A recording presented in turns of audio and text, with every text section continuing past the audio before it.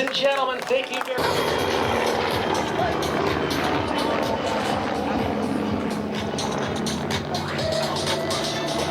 Now, when I refer to a little bit of a warm-up, the guys and gals that do this type of flying live their lives a little bit differently, pushing themselves to be better each and every day. I don't know about you, but my daily warm-up consists of a glass of water and some aches and pains. You know how it is. But for Aaron and other members of the Redbull Air Force, today is just another walk in the park as...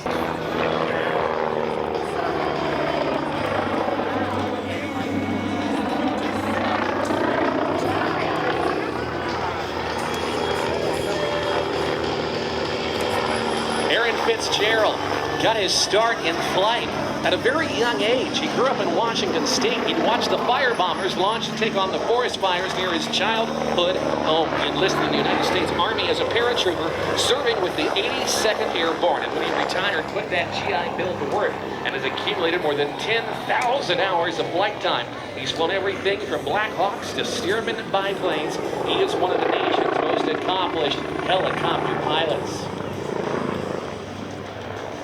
By its high thrust-to-weight ratio and low-wing loading design that allows the F-15 to turn very tightly without losing airspeed, critical in the air-to-air combat environment. We're going to watch now as Idle and Brutus work their way in. You'll see the landing gear have been extended. There's a little bit of...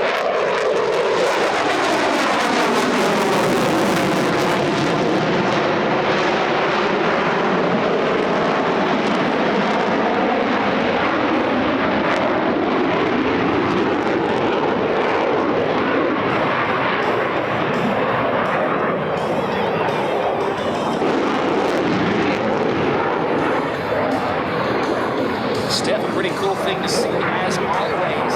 Really awesome because it's... And then as a pilot yourself, he's going to give it a little extra gas for us today. We'll make sure that we give you an opportunity to say hi to him.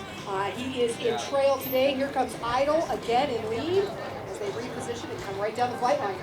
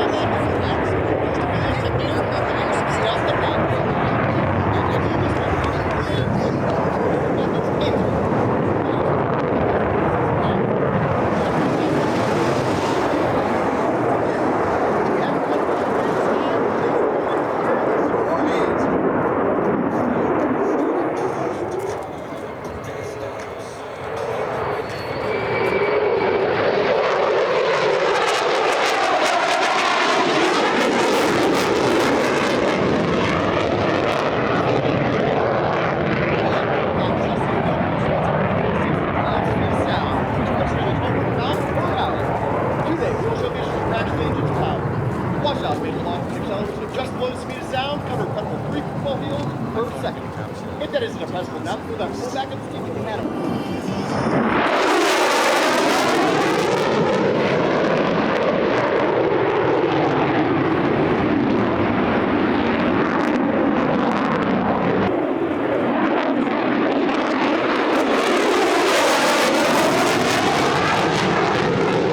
And I want you to take a look in front of us as we get ready for another element of American air power, this time in a fashion very much unlike anything else we've seen today. This is a tilt rotor aircraft. It is the V22 Osprey, and it joins us from the United States Marine Corps and Medium Tilt Rotor Squadron 764. They're known as the Moonlighters.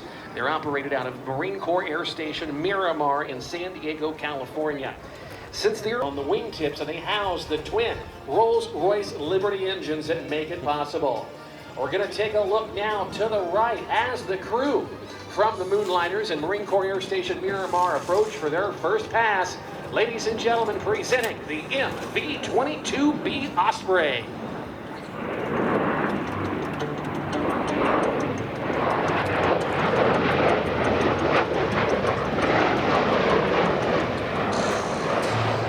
Make that transition in the neighborhood of around just 12 seconds to make it possible. We're going to take a look now from the left as the V22 Osprey approaches in the vertical takeoff and landing mode, just like a helicopter as it approaches for a hover in front of us.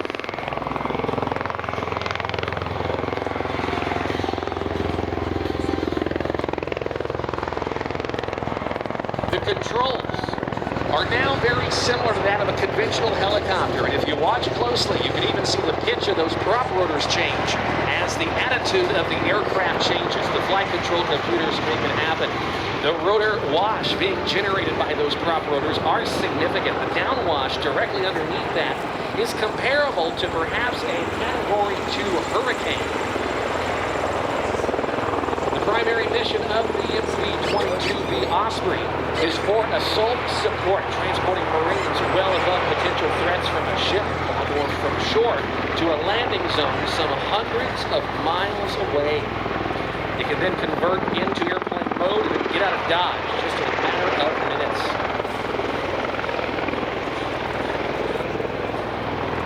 The pilot utilizes a cyclic on board, left or right, allows the aircraft to slide as we now see this 360-degree flat pirouette as the crew works to rotate the aircraft around on its axis.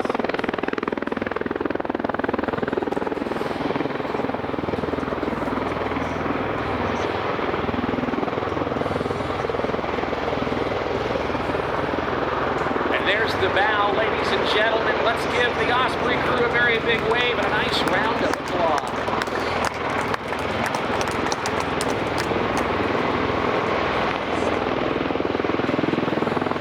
For those of you who are familiar with naval aviation, you know that the deck space on board an aircraft carrier is very precious. And most naval aircraft have wings that can pull upwards or backwards to reduce their footprint. But for the Osprey, the pilot or the crew chief can press a button in the cockpit and those prop rotor blades can actually fold backwards. The entirety of the wing can then rotate some 90 degrees, and from prop tip to prop tip, it spans some 84 feet.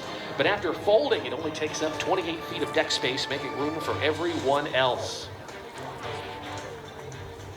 The crew now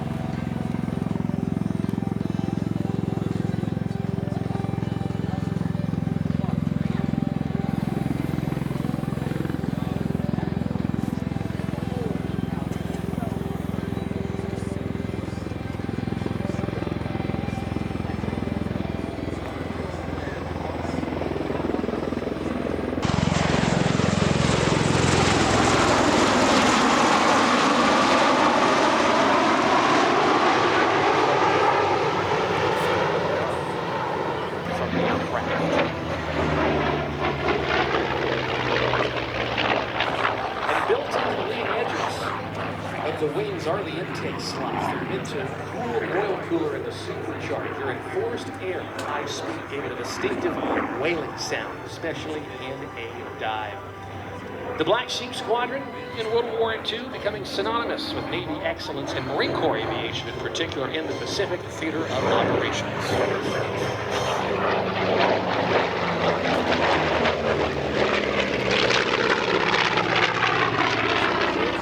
This particular aircraft, the F4U-7, was built in 1952. It served with the French Navy, who operated the type through 1963.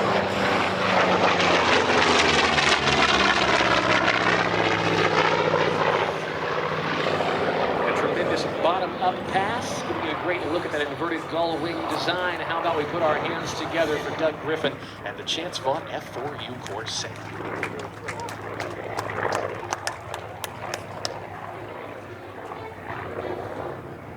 This particular aircraft in French name, F4U-7 Corsair.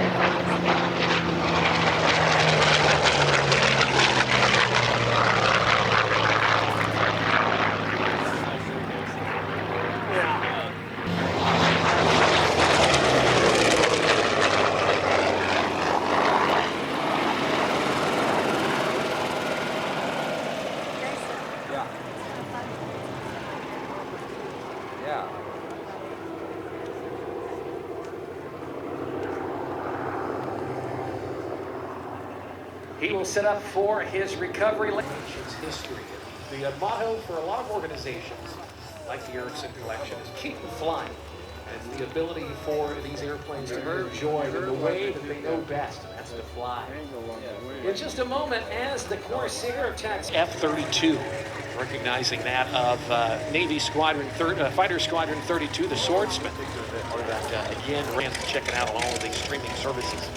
Well, right now we're going to keep the air show action going as we direct our attention to the runway once more. And we welcome next to our show Nathan Hammond and the de Havilland Super Chipmunk, the Ghostwriter. He's on the takeoff roll right now.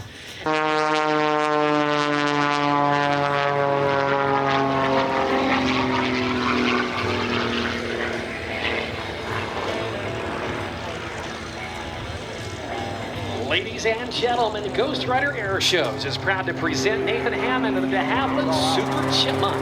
An experienced aviator and aerobatic performer, Nathan has amassed more than 9,000 total hours of flight time in more than 50 different kinds of aircraft. Today, he serves as one of the world's last professional Skyriders, performing in aerial events across flying this de Havilland VHC-1, designed originally as a trainer for the RCAF, or infrared.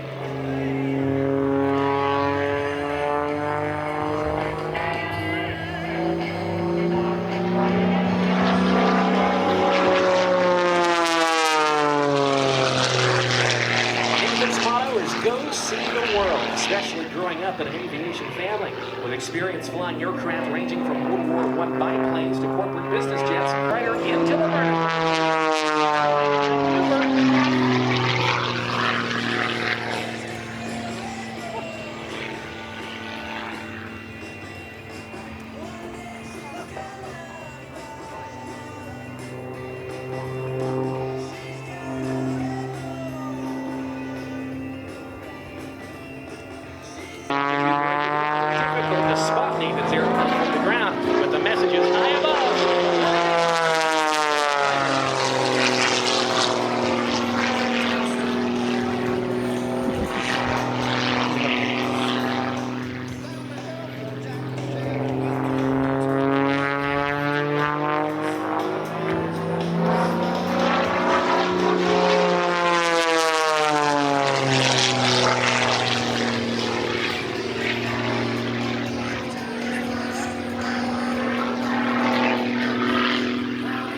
to a lead.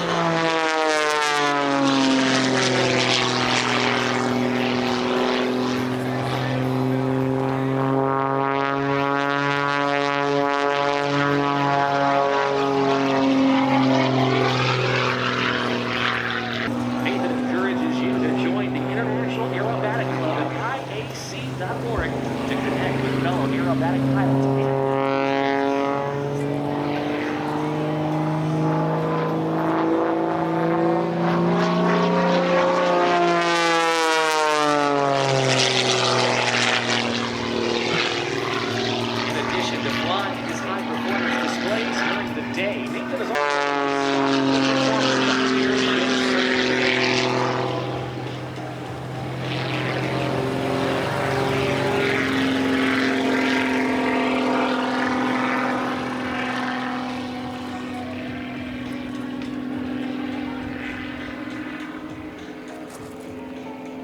Nathan Hammond and Ghostwriter Airshow. Good sponge. Soft emergency parachute. Airflow performance. Goodyear. Tempest. Concord battery. Sarasota.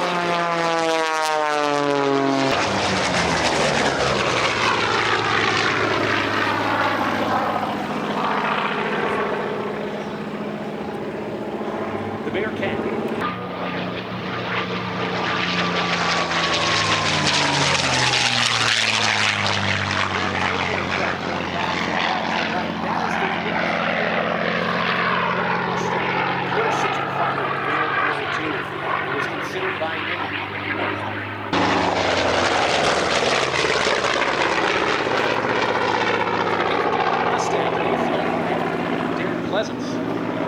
Was an aircraft that came about by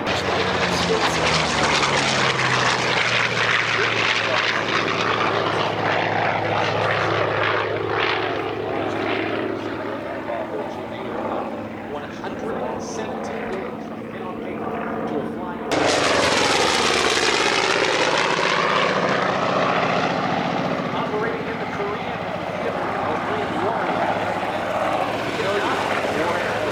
the Skyraider served the role of task.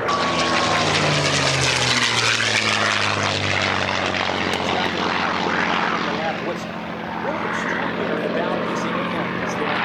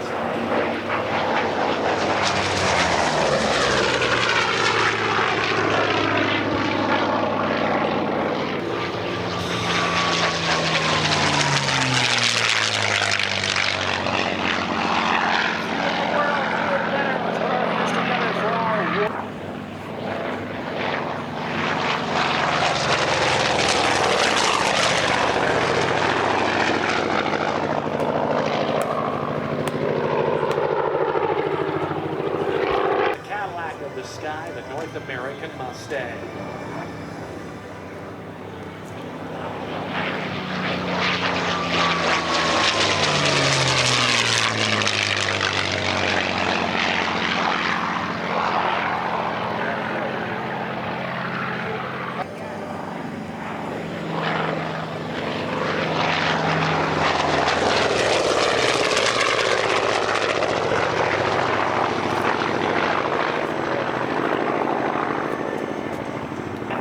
John and Katie work their way into the target area. They're going to continue to fly these Ram Air canopies, flying them much like how the Wright brothers first flew back in 1903.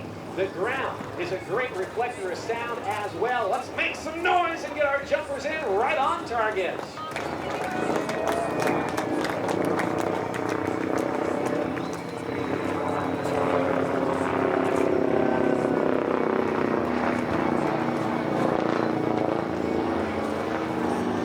Done by that off of a cliff. There he goes. And doing so at just 1,000 feet above the ground. That is a LANO, or low altitude, low opening parachute jump. Let's give it up, everybody, for John DeVore. Now, to fly these canopies, it's kind of simple. To turn left, they'll pull down on the left steering line. To turn right, they'll pull down on the right steering line. And as the jumpers near the ground, they'll pull down on both steering lines simultaneously for the slowest and safest possible. Well, with our jumpers, John DeVore, Kenny Hansen, and Mike Swanson safely on deck, we now direct our attention in front of us. A guy who, well, keeps this helicopter moving in ways that perhaps it shouldn't. It's the V22 helicopter, and it's flown by that of our buddy Aaron Fitzgerald, a guy who got his start in the aviation world. This guy absolutely loves flying, and he is tearing up big time for us today, doing things in this helicopter once thought to be impossible some 40 years ago. We're going to take a look now at Airshow Center as he now rolls the helicopter all the way around.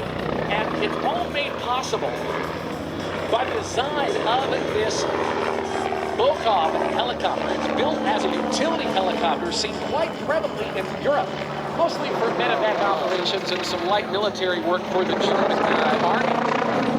But what makes the helicopter kind of special is the Fitz out there. Watch him as he flies it backwards. He'll pull back on the collective and the cyclic, and around he goes. If you were inside the cockpit with Aaron, it's actually a pretty mundane experience. He only experiences about 3 to 4 Gs, which is a lot for a helicopter.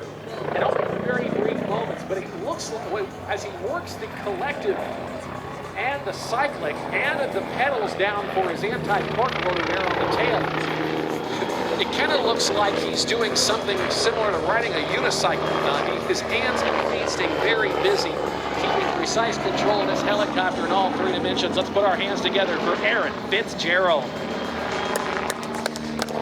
Next maneuver, one of my favorites, it's called the bow turn. There it is. He will now pivot it around 180 degrees and fly out of it just 300 feet above the ground.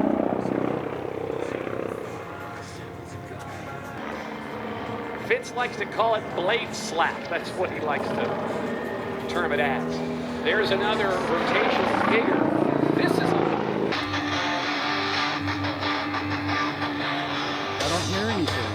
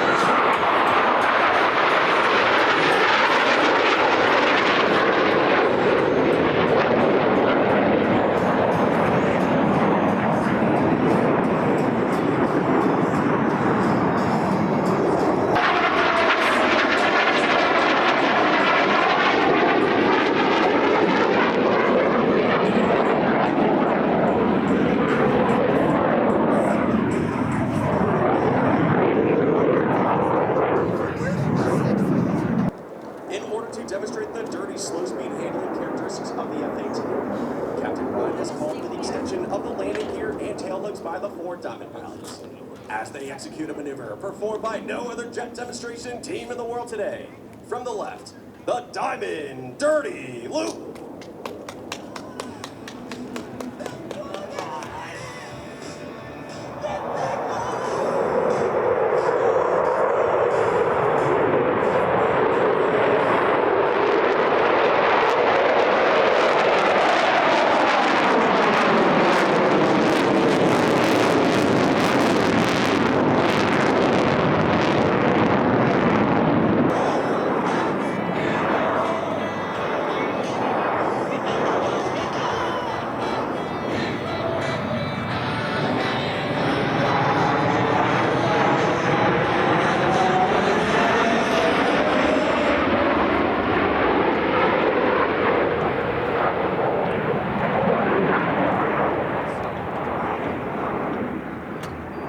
To the left, Major Locks is approaching to demonstrate the maximum performance turn rate of the F-18.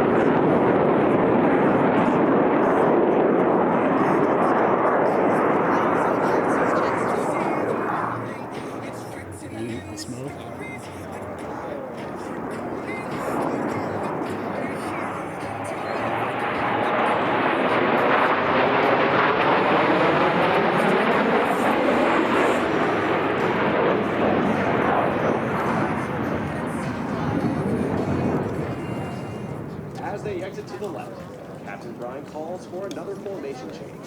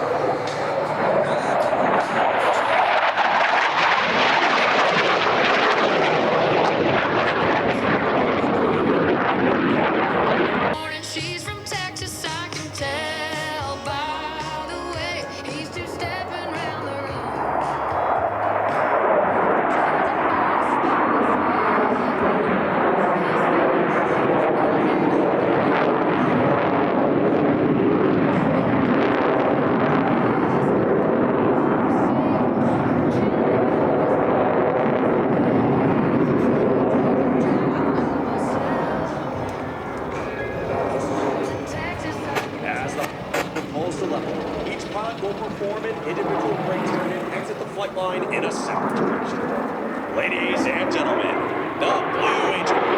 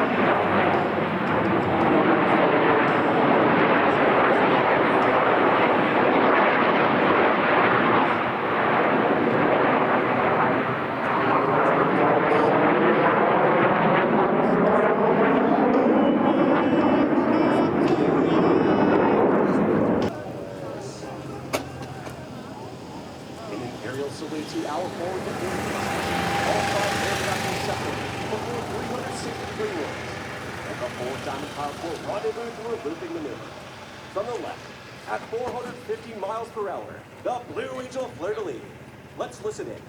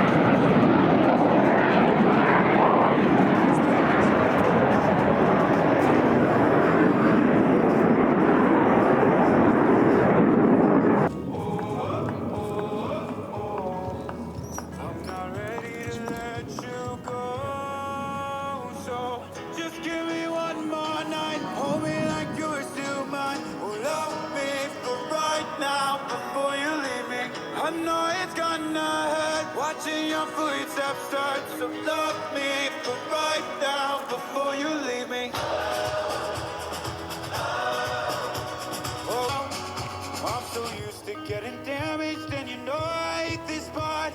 So I gotta take advantage of a fully broken heart. Won't you stay a little longer, even if it's all pretend?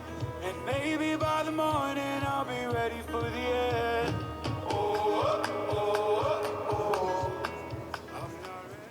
In front of the crowd, the Delta is approaching for a head-on maneuver. As they pass overhead, you should get a good look at our signature Delta formation.